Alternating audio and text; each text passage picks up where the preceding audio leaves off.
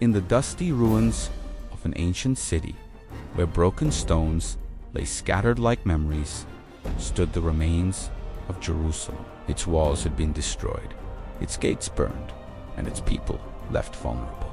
Far away, in the wealthy palace of Persia, lived Nehemiah, a Jewish man serving as the king's cupbearer. His job was trusted, his life comfortable, and his position close to power.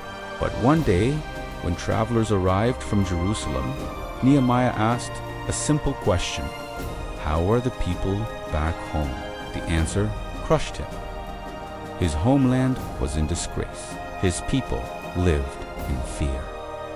And the once great city lay in ruins. Nehemiah wept, not because he was weak, but because he cared. And then he prayed, because leadership often begins in silence. He could have stayed where life was easy, but he felt called to rebuild what others had given up on. So he did the unthinkable. He asked the king for permission to return to Jerusalem, to rebuild the wall, and to protect his people.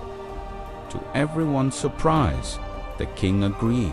He gave Nehemiah letters of authority, officers for safety, and the resources he needed. The journey was long, and the sight waiting for him was heartbreaking.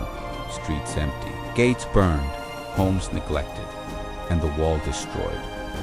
Nehemiah inspected the ruins by night. He didn't complain. He didn't blame anyone. He simply said, "Let us rise up and build." When work began, so did the resistance. Three powerful leaders, Sanballat, Tobiah, and Geshem-Moktim. They laughed, saying the wall would collapse even if a fox climbed on it. But Nehemiah didn't stop to argue. He didn't waste time fighting those who wanted attention. He simply kept building. As progress grew, so did the threats. Enemies planned attacks, trying to stop the work. So Nehemiah changed strategy. Half the people built the wall, while the other half stood guard with swords and shields. Workers carried stones with one hand and weapons with the other. They were exhausted but determined. Leadership is not about having an easy road. It's about refusing to quit when the road fights back. But not all obstacles came from outside. Inside the city, some people complained. "We are tired. There is too much rubble. We can't finish this." Discouragement is often the enemy's greatest weapon. Nehemiah didn't ignore their pain. He encouraged them, reminded them of their purpose, and organized the work so every family protected the area near their home. He turned bystanders into owners. He turned weakness into unity. What seemed impossible became reality. In just 52 days, the wall of Jerusalem was rebuilt, not because Nehemiah was strong enough, but because he believed deeply enough. The enemies were shocked.